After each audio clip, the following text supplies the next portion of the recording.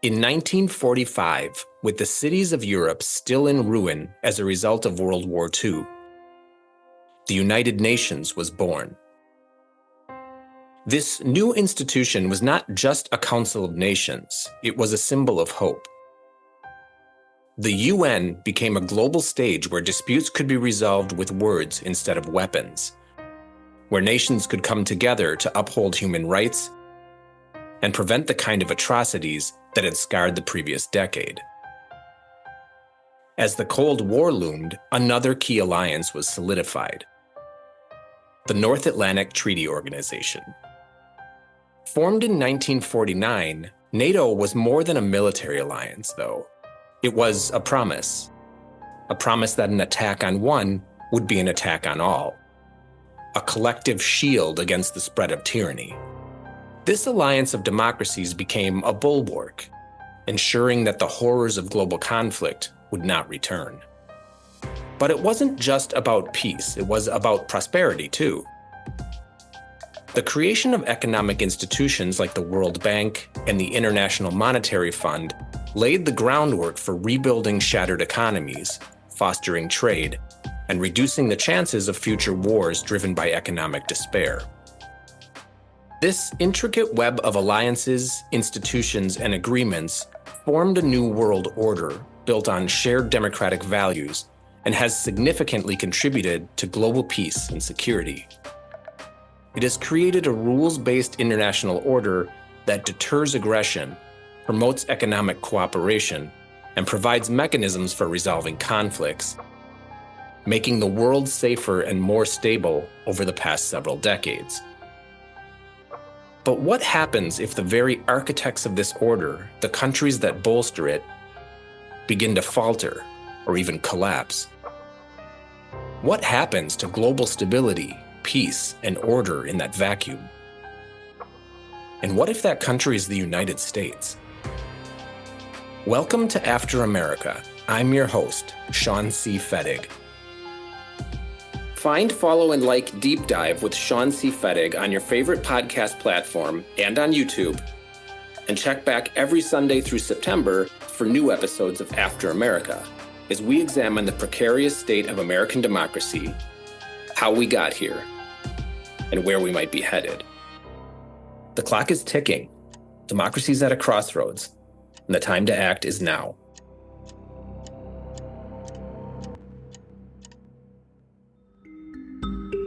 Democratic backsliding is a growing global concern as several countries, once considered stable democracies, have regressed in democratic practices. Notable examples include Hungary, Turkey, and India, where leaders have gradually eroded democratic institutions, weakened judicial independence, restricted press freedom, and consolidated power. In Hungary, Prime Minister Viktor Orban has systematically dismantled democratic norms since 2010. And in Turkey, President Recep Tayyip Erdogan used a failed coup in 2016 to purge dissent and centralize power.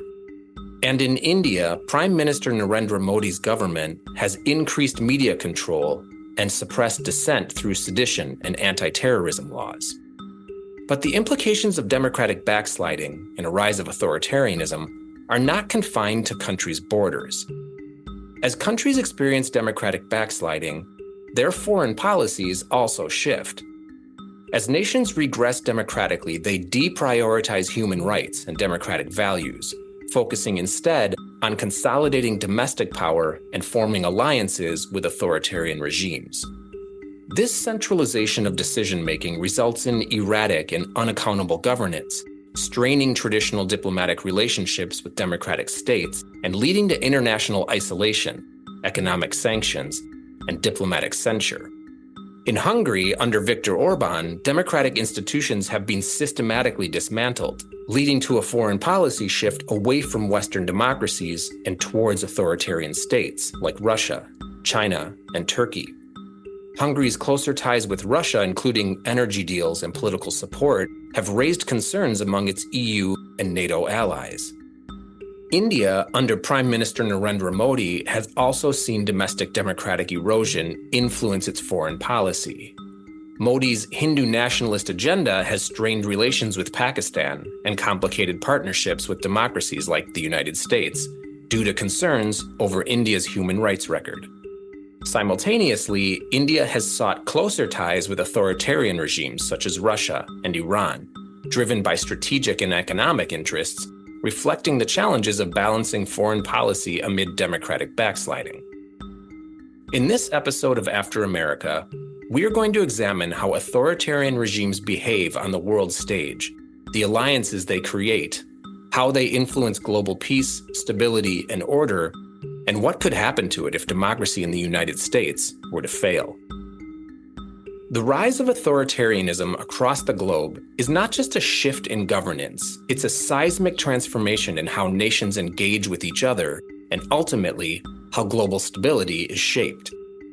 As more countries fall under the sway of authoritarian leaders, their foreign policies are reshaped, driven by a ruthless prioritization of regime survival, power consolidation, and the projection of influence, often at the expense of international norms and cooperative engagement.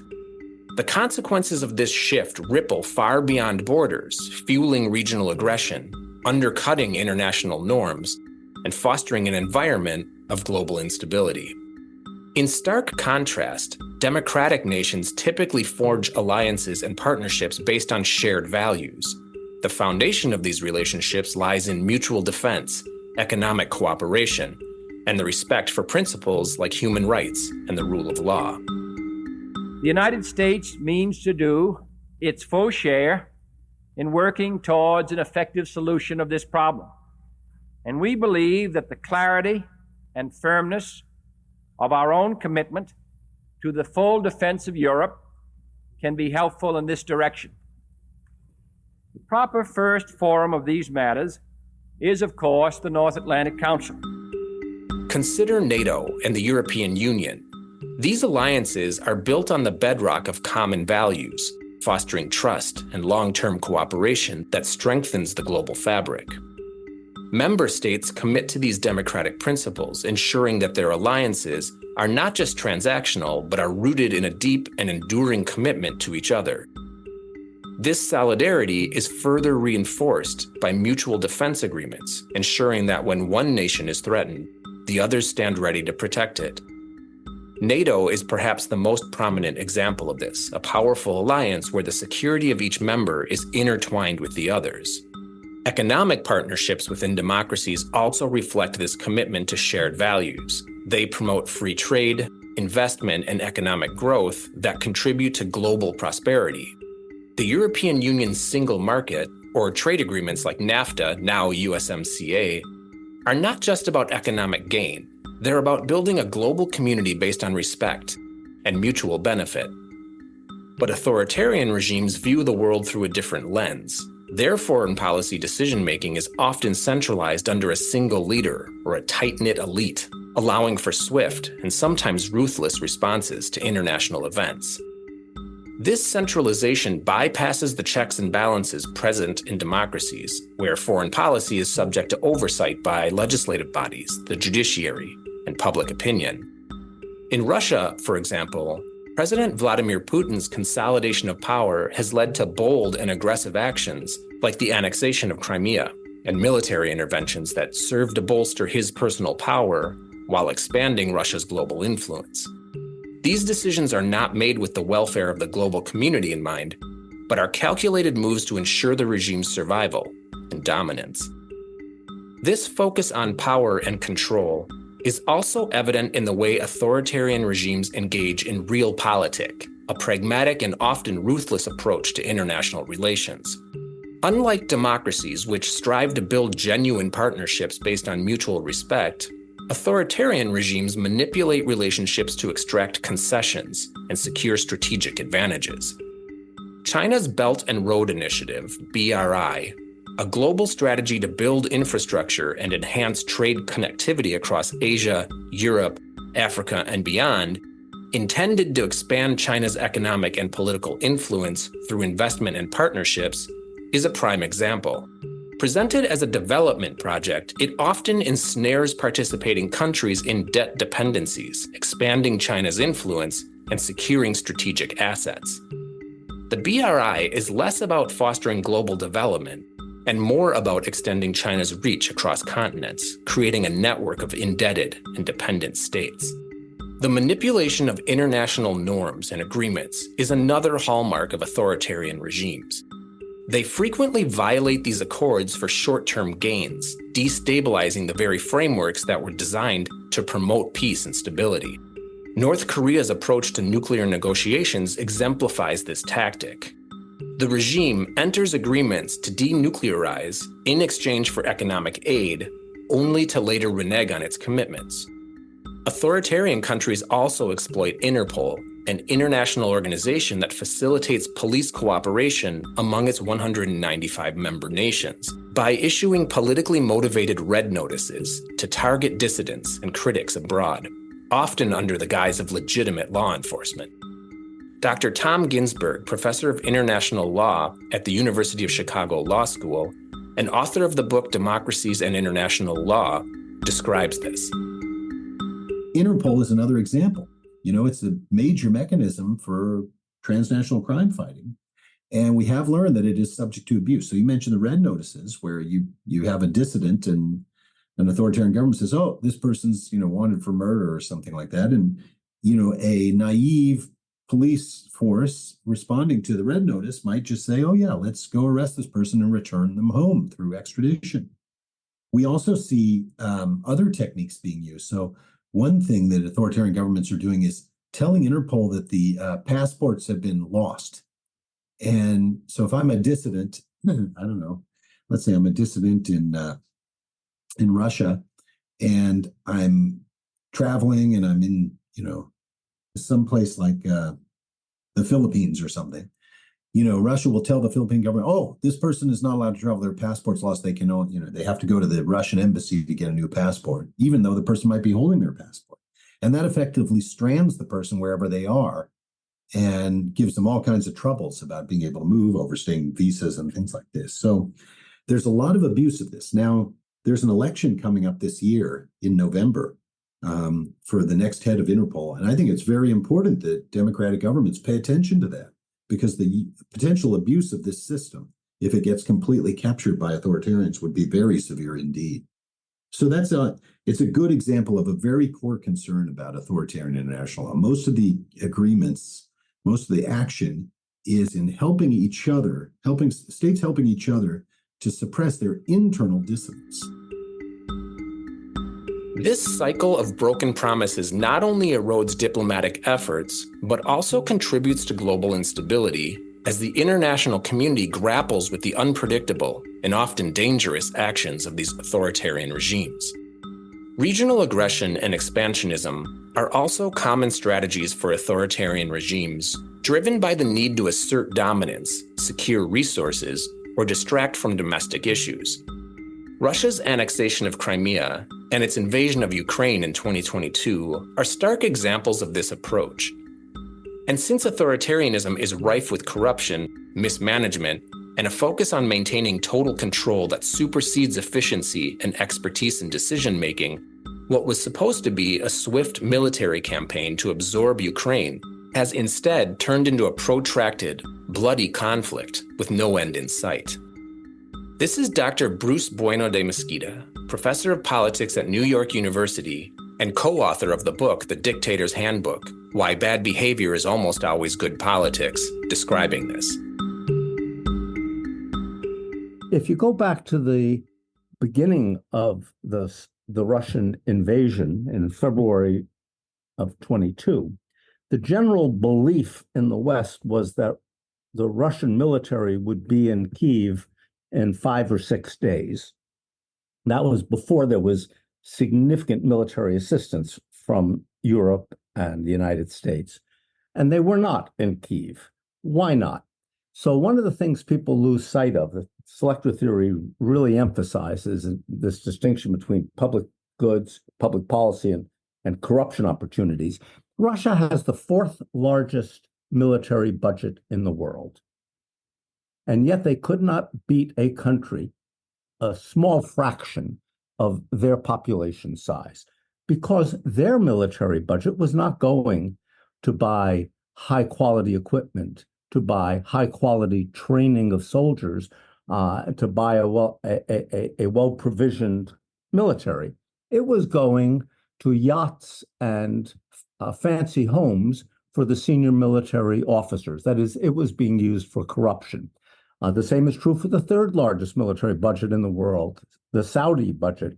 The same is true for the second largest military budget in the world, the Chinese budget. Democracies, Ukraine, not a great democracy at the time, but much more democratic than Russia, was spending what it could afford on its military and having trained soldiers, and of course they were highly motivated soldiers, with quality equipment to defend the country. And Russia was spending the money on corruption. The erosion of international norms and institutions is another significant impact of the rise of authoritarianism. These regimes often weaken frameworks established to promote peace, security, and cooperation. Russia's use of hybrid warfare, which includes cyber attacks and disinformation campaigns, destabilizes democracies and erodes trust in international institutions. Meanwhile, China has skillfully manipulated its role in the United Nations, particularly on the Security Council, to stymie any meaningful action that might threaten its interests. This manipulation of international organizations further subverts global governance and contributes to an environment where authoritarian regimes can act with impunity. Here's Dr. Ginsburg again. The fear is that as authoritarian increase their presence and their sophistication in dealing with international law, they could actually change it in ways that undermine human rights and democracy, which are also norms of international law to some degree. So there's a real tension and a real battle, I would say, between authoritarian countries and more democratic ones for the future of what international law and international organization is going to look like.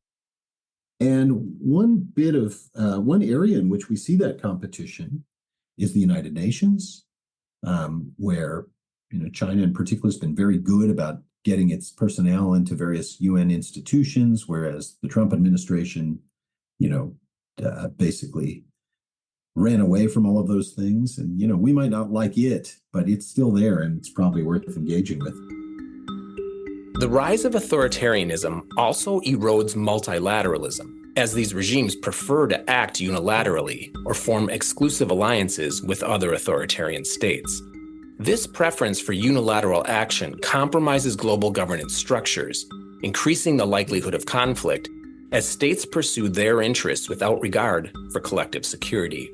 The weakening of multilateral institutions like the United Nations and the World Trade Organization is particularly concerning, as these organizations have long been the pillars of global stability. Authoritarian regimes challenge these institutions by blocking actions that threaten their interests, engaging in practices that distort global markets, and seeking to weaken regional alliances that promote democratic governance and collective security. In contrast to the deep and enduring alliances formed by democracies, authoritarian regimes typically forge relationships based on mutual benefit rather than shared values. These alliances are often transactional, driven by short-term strategic interests such as regime survival, economic gain, or geopolitical influence. The relationship between Russia and China is a prime example of such a pragmatic alliance where immediate mutual benefits take precedence over long-term commitments. However, because these partnerships are based on mutual benefit rather than shared values, they tend to be unstable, shifting, or dissolving quickly if the regime's interests change. This is Dr. Ginsburg. Authoritarian international law I define as the use of international law to extend the reach of authoritarian governance across time and space. So that would be, for example, authoritarians cooperating with each other, using international mechanisms, treaties and international organizations and such, to help repress each other's dissidents. That's something we observe, for example, in the Shanghai Cooperation Organization, which is a China-based major international organization in the region of Eurasia. We observe a lot of this under Putin. Putin has these kind of structures, something called the Eurasian Economic Union, which is designed to mimic the European Union, but with exclusive membership. And so it's a way of keeping control over his sphere of influence. Authoritarian regimes also exploit these alliances to extend their influence and maintain power. They use economic aid, military support, or political backing to create dependencies or expand their geopolitical reach. Russia's involvement in Venezuela exemplifies this strategy, as it has provided economic and military support to prop up the embattled Maduro regime, securing its influence in the region. Manipulation is at the heart of how authoritarian regimes maintain power and spread influence. They often manipulate foreign policy agreements and international relationships using diplomacy, economic leverage, and military intervention as tools to secure their positions and project power abroad. Diplomacy in the hands of an authoritarian regime is not about building trust or fostering cooperation. It is about manipulation. As mentioned earlier, North Korea's nuclear negotiations have often been a charade, with the regime entering talks with no intention of honoring any agreements, using the process to buy time or secure economic concessions. Dr. Bueno de Mesquita describes how this works and why democracies participate in this game. The job of a democratic leader is to keep his or her domestic constituents happy so that they can get reelected.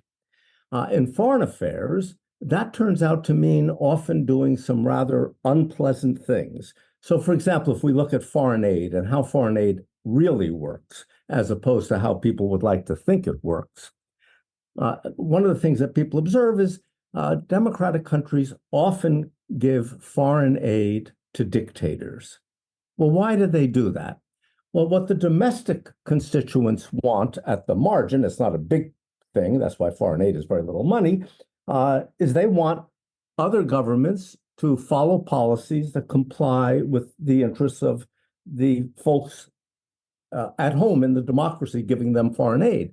That might mean they want better trade relations. That might mean they want better security relations. They want to have foreign bases or whatever. So who can give you policy concessions most readily? Dictators can, because they don't stay in power by keeping their population happy. So they can make policy decisions, choices that their population doesn't like, in exchange for what they need to keep their coalition loyal, and that is money. So we give them money, we call it foreign aid, and they give us policy concessions. Military interventions and proxy wars are yet another tactic employed by authoritarian regimes to manipulate international relationships and extend their influence. Russia's involvement in Syria is a clear example of this strategy, where military support for the Assad regime has not only secured Russia's foothold in the Middle East, but has also destabilized the region, contributing to a broader climate of global instability. In a world where authoritarianism is on the rise, the international community faces a profound challenge. The behavior of these regimes, driven by a need for power and control, is fundamentally reshaping global stability. As authoritarian leaders manipulate, exploit, and sabotage international norms and institutions, the consequences are felt far beyond their borders. The erosion of multilateralism, the weakening of global governance structures, and the increase in regional aggression all point to a world where conflict is more likely and stability is more fragile. And if some of the key bulwarks against the collapse of the global order and a rise of chaos that authoritarian regimes can exploit and manipulate to consolidate, even expand their power and control, begin to falter, begin to wane, or deliberately shirk responsibility, this becomes not just a threat to individual nations. It's a threat to the very fabric of global peace and stability. Try to imagine a world where the United States, once the beacon of democracy, begins to drift toward authoritarianism. The nation that once championed human rights, the rule of law, and democratic values on the global stage retreats into isolationism, self-interest, and unilateral decision-making.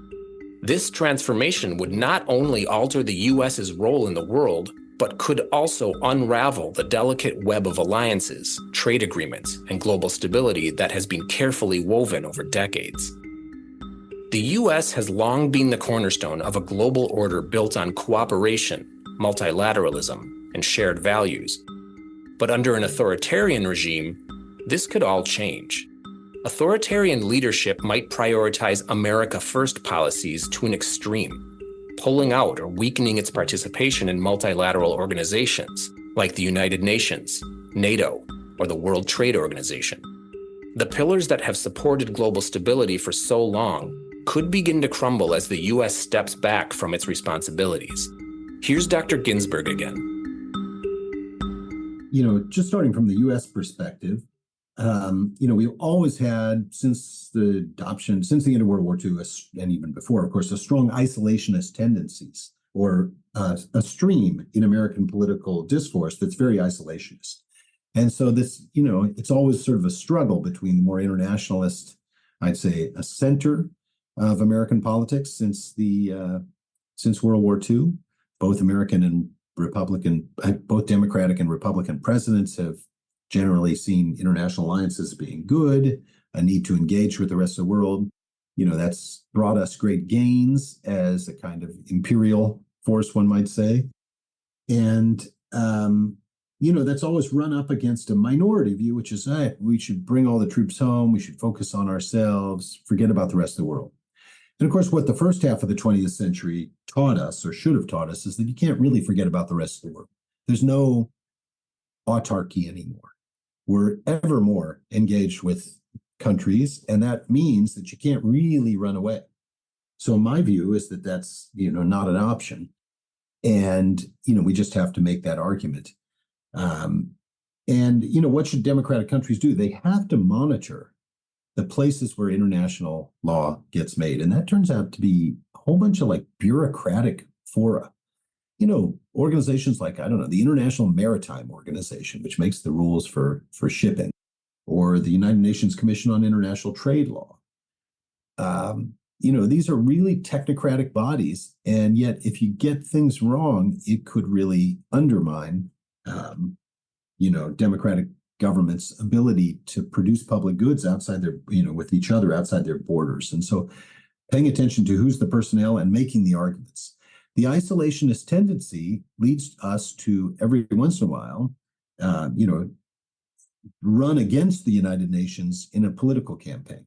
And certainly the Trump administration's disengagement, the Bush administration before that, pulling out of the Human Rights Council, which it helped to create.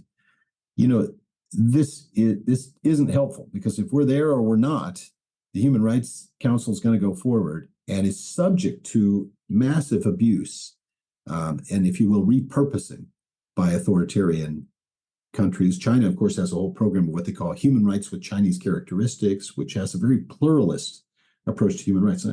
Human rights might be different in your country than in my country, and in our country, we value economic development. In yours, you value, democracy and civil liberties, as if there's a trade-off between those two things. And so, it's really important to engage and not to run away from these institutions, because they're going to go on without us. And as American power declines in relative terms, which most people think is inevitable, always questions about how far and how fast, it's ever more important to be engaged with these international forums, because there's no real substitute for them as generators of international legitimacy.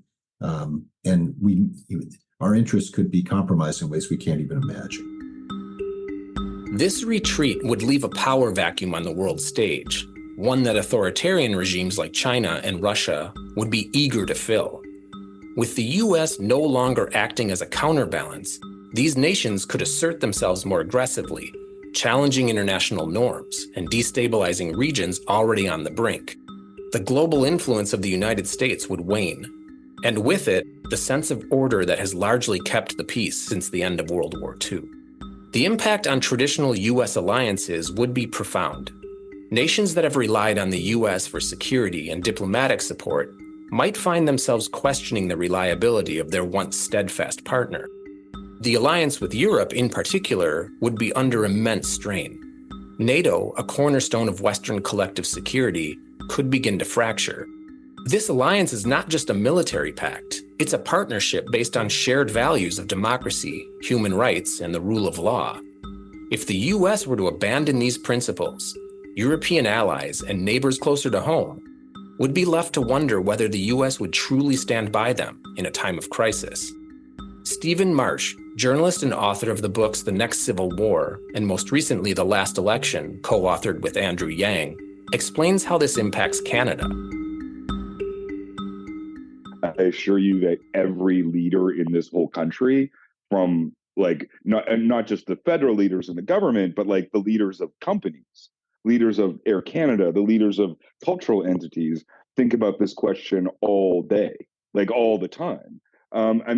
Pierre Trudeau, Justin Trudeau's father, famously said that like living next to the United States was like sleeping beside an elephant. Like it doesn't matter how kindly the beast is, its faintest movement resonates with you. And I think as a Canadian commentator on American life, like the stakes are extremely high for us, even though it's not our country, right?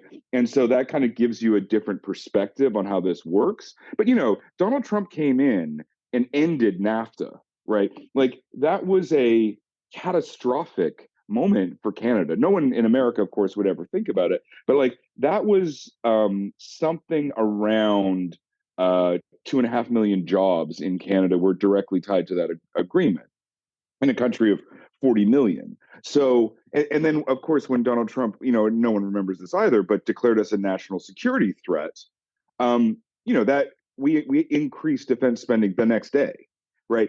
It is very much on the minds of Canadians. And of course, it's already leaking across the border. Like our politics has become much more toxic because of your politics. I've compared it to living above, being the upstairs neighbor of a meth addict, right? Like you're going to, like horrible things are drifting up for sure. Countries on NATO's eastern flank, those closest to an increasingly aggressive Russia, might feel particularly vulnerable. Faced with the prospect of a weakened NATO, these nations could seek alternative security arrangements, perhaps even forging new alliances, or significantly increasing their defense spending to compensate for a potentially unreliable United States. The cohesion that has made NATO such a formidable force could begin to unravel, leaving the alliance less capable of responding to threats from authoritarian adversaries like Russia. It would also leave the United States isolated and alone, with no partners bound to defend us if that moment ever materialized. And it's not hard to imagine bad actors like Russia, China, North Korea, and Iran being incentivized to take action against a lonely United States. But the changes wouldn't stop at strained alliances. An isolated authoritarian US might adopt a more aggressive foreign policy. The new regime could engage in military interventions or coercive actions without the need for international consensus, driven by a desire to assert dominance, secure resources, or suppress perceived threats. This could lead to unilateral actions such as preemptive strikes, regime change, or the use of economic and military pressure to achieve strategic goals, all justified by nationalist rhetoric and a focus on enhancing the regime's power and prestige. Republicans like Senators Tom Cotton and Lindsey Graham have already explicitly called for U.S. military action inside Mexico without permission from the Mexican government against cartels. It's not difficult to imagine that spiraling out of control. The consequences of such actions would be dire. Beyond just Mexico, regions like the Middle East or East Asia, already fraught with tension, could become flashpoints for conflict as the U.S. destabilizes them further. Meanwhile, adversaries like Russia or China, emboldened by the U.S.'s shift away from international leadership, might act more aggressively, knowing that the global watchdog is distracted or doesn't care. The world could find itself in a new Cold War, a period marked by intense rivalry, arms races, and the ever-present threat of direct conflict. On the economic front, the shift toward authoritarianism in the U.S. could herald a new era of protectionism and unilateral trade policies. Trade agreements that have been the backbone of the global economy, like the USMCA or deals with the European Union, are built on principles of free trade, fairness, and adherence to international norms. An authoritarian U.S. might seek to renegotiate these agreements or abandon them altogether, in favor of bilateral deals that prioritize immediate, self-serving interests. Protectionist measures like these could spark trade wars, leading to a more fragmented global economy. Countries might turn to regional or bilateral deals that exclude the US, further diminishing its influence in global trade. The breakdown of these agreements could lead to economic instability, particularly in sectors heavily dependent on international markets. The repercussions would not be limited to the global stage. The domestic US economy would also suffer as industries that once thrived on international trade find themselves isolated and struggling. Dr. James Robinson, professor of global conflict studies at the University of Chicago, and co-author of the book Why Nations Fail: The Origins of Power, Prosperity, and Poverty, discusses this. The globalization, which has fueled an enormous amount of economic growth and wealth creation in the past 30, 40 years, is going into reverse. That's obvious. Think about the amount, American companies have outsourced production to China. They created these global production chains that's made enormous profits and wealth for lots of people in the United States. It makes, cheap stuff like your iPhone is going to get more expensive. And, so I think I would say that's inevitable. If I think about, my own country, Britain, it's just obvious that Britain now is going to go into a period of much lower economic growth than it would have done otherwise if it had stayed engaged with the European Union. It's lost markets, it's going to lose all the benefits of these Europeans, bringing their talent and energies to work in Britain. So I think that's going to happen on a global scale. As the US retreats into authoritarianism, the world it leaves in that wake would be one of uncertainty and instability. The carefully maintained balance of power would begin to tip, and with it, the likelihood of conflict would rise. Democracies around the world would face a stark choice: band together in the absence of US leadership, or risk being picked apart by authoritarian regimes eager to expand their influence. Dr. Ginsburg describes this. What would happen to these structures if the US permanently, if you will, takes its marbles and goes home? Well, then I think we would, obviously see greater pressure on the Europeans, on countries like South Korea and Japan, wealthy, powerful, democratic countries, to come up with new structures to cooperate with each other.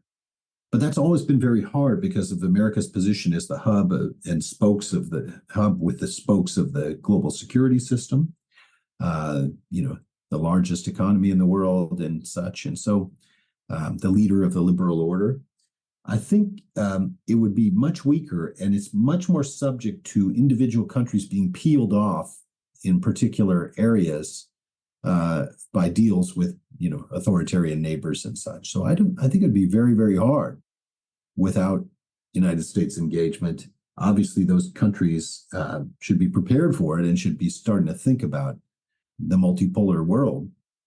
But I think it's our job of our leaders to postpone that as much as possible for our own national interests. But call me naive. And maybe I'm just reflecting the fact that I grew up in the Cold War era. Still, I don't think we can assume that a multipolar world is going to be made up of multipolar benevolent countries.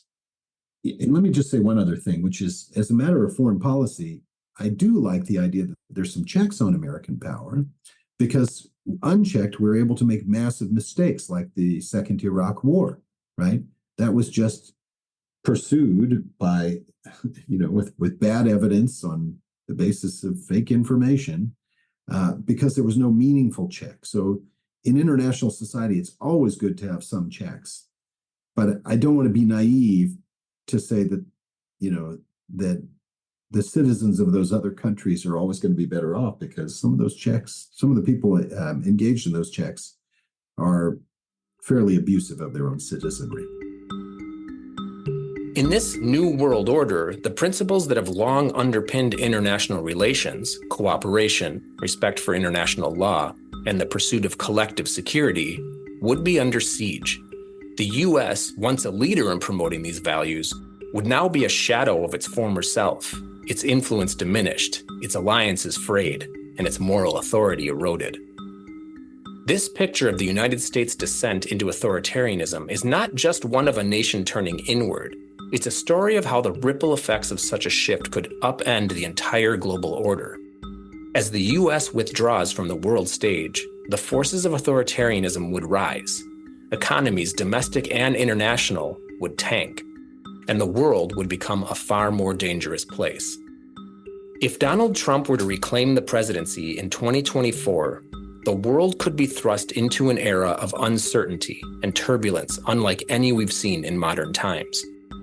Under Trump's renewed leadership, fortified by the sweeping changes of Project 2025, the United States would retreat from its long-held role as the anchor of global stability, opting instead for a path of isolation and unilateral action.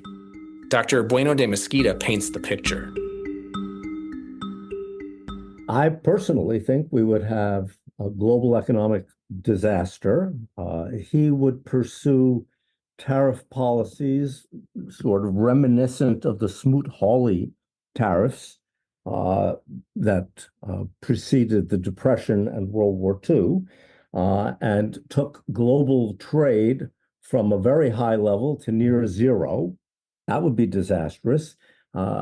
We would see a weakened United States, and I would imagine a strengthened Western Europe. I think NATO would look very different. The United States would either become a smaller partner or would leave it, but I don't think NATO would cease to exist.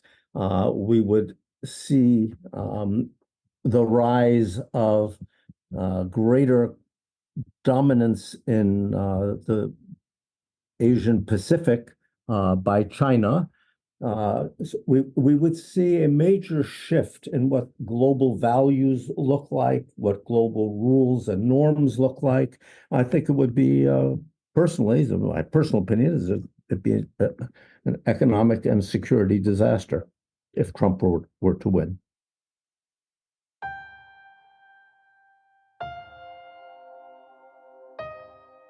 So picture this. The US pulls back from global institutions like the United Nations and the World Trade Organization, its voice silent in the chambers where once it led. Commitments to international agreements, whether on climate change, human rights, or global security, would be scaled back, leaving allies to fend for themselves. As America withdraws, a power vacuum emerges, eagerly filled by authoritarian giants like Russia and China, their influence spreading across continents unchecked. I said, you got to pay up. They asked me that question. One of the presidents of a big country stood up and said, well, sir, if we don't pay and we're attacked by Russia, will you protect us? I said, you didn't pay? You're delinquent? He said, yes, let's say that happened. No, I would not protect you. In fact, I would encourage them to do whatever the hell they want. NATO, the bedrock of Western defense, would begin to fracture. European allies, no longer confident in US support, might scramble to forge new security pacts or bolster their defenses, wary of a future where American leadership is no longer guaranteed. The Western alliance, once a bulwark against tyranny, could become a patchwork of self-reliant states, each wary of the next move from Washington, which itself would be isolated and could become a sitting duck. On the economic front, the ripple effects would be just as severe. Trade agreements might be torn apart, replaced by protectionist measures that spark global trade wars. The once mighty global economy could begin to fragment, with new alliances forming that deliberately sideline the United States.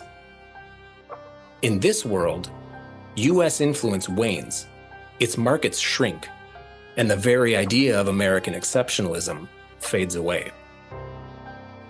A second Trump presidency would not just alter US policy, it could reshape the entire global order, plunging the world into an era of instability and unpredictability, where the familiar rules no longer apply, the future is anything but certain, and the order, peace, and security that we, the United States, helped to build and maintain would devolve into chaos, instability, and aggression. Check back next week for another episode of After America.